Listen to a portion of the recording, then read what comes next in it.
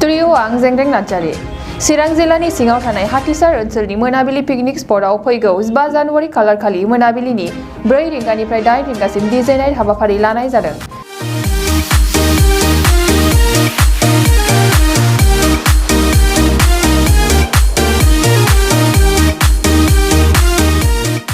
बे हाबाफारियाव गाहाय आलासि महरै क'क्राझारनिफ्राय डीजे डेभिड आरो कलकातानिफ्राय डीजे साइनि बिथांमोनखौ हांख्रायनाय जादों होननानै कमिटिनिफ्राय फोरमायो। लोगोसे बे डीजे नाइट हाबाफारियाव रायजो राजा बयखौबो लैहोर फैनानै रंजाफैनो थाखाय खावलायहरदों। जोंनिफ्राय मोनसे गोजोनथाव खौरां। दा गोजोनथाव खौराङा बेनो जाहैबाय जोंनि नैबे हाथिसार ओनसोलनि जे मोनाबिलि पिकनिक स्पट बिनिफ्राय मोनसे गोजोनथाव खौरां जों फोरमायनो सानदों।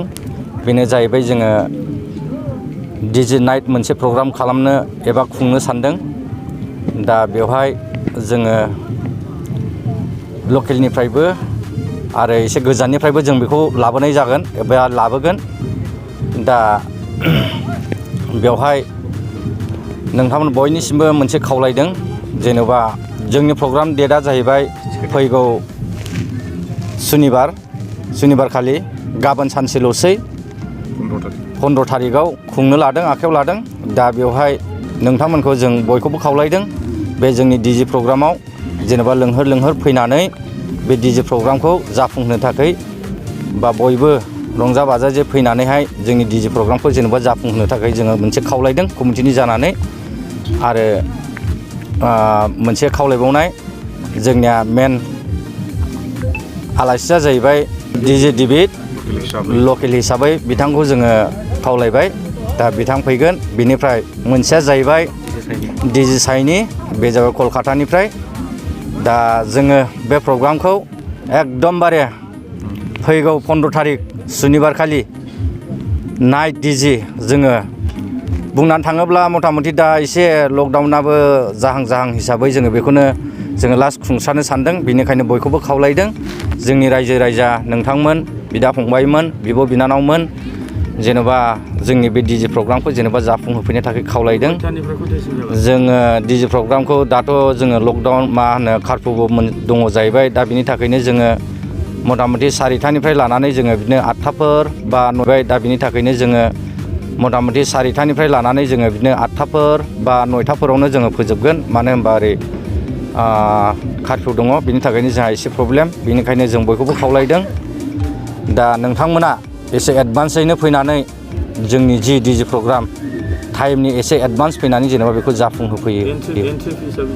एन्ट्रि फिसआ जोङो गेटआवथ' जोङो बाइकआ 50 थाखा लाखायो, ओमफ्राय गारि बे 4-व्हिलारखौ जोङो 200 थाखा लायो।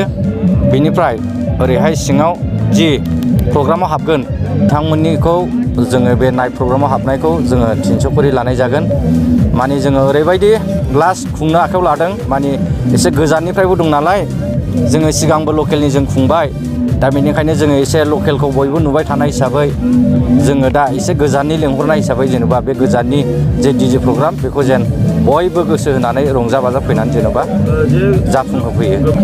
आदसा, बे जोंनि जि दिनाव डीजे प्रग्राम जागोन बे दिनाव जेनेबा आं खावलायदों कमिटिनि जानानै जोंनि जि फंबाय बिनानावमोन, जोंनि बाबुमोना फैगोन जोंनि डीजे प्रग्रामखौ जाफुंहोनो थाखाय।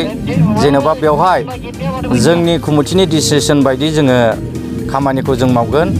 आरो जि फंबाय बाबुमोना फैगोन, बिदा फंबायफ्रा फैगोन, बिसोरो जेन अभार लोंनानै जेनेबा गावखौनो कन्ट्रल लानो हालायि बेफोरबायदि लोंनानै फैयोब्ला जों बिथांमोनखौ जोङो एसे माबा खालामनाय जागोन, जेनेबा जों हाबनो होनाय जानाय नङा। बेनिखायनो खावलायहरखादों नोंथांमोना जेनेबा साइलेन्टै फैनानै जोंनि डीजे प्रग्रामखौ साइलेन्टैनो जेन जाफुंहोयो। मोनसे गोजोनथाव खौरां। गोजोननि नोगोर क'क्राझाराव थानाय बाजार इन्डिया आरो MRM हस्पिटाल साखाथियाव बड'लेण्ड थेरापिस्ट सेन्टाराव थुब्ला ब्रह्मआ गुबुन रोखोमनि सानाय सुनाय गोनां सुबुंफोरनि थाखाय फाहामथाय होनाय जायो। जेरै जान्जि सानाय, हान्थु सानाय, गोदोना सानाय, आदै सानाय, आफादावदै सानाय, जानजि जरा सानाय, खर' सानाय, सिनस्रि जरा सानाय, बैफोरबायदि सुबुंफोरनि सानायफोरखौ फाहामथाय होबोगासिनो दं।